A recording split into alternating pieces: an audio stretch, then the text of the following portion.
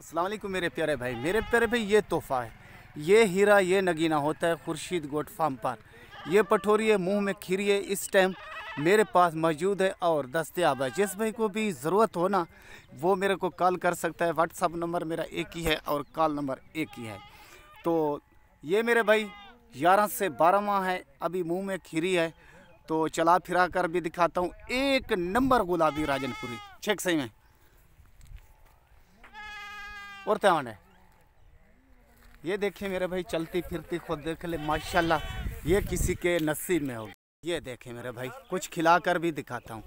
कोई घास खवा से देखिए मेरे भाई, आपके सामने घास खा रही है। ये मेरा काम होता है, अच्छा जानवर दिखाना और अच्छा जानवर लेना और आगे अच्छा जानवर सेल करना। तो वीडियो पसंद आए, जानवर पसंद आए, मेरे यूट्यूब चैनल को सब्सक्राइब करना, दोस्तों में शेयर करना आपका काम है। रोज़ाना की नई वीडियो आपको मिलती रहे। ओके, खुदा हाफिज़।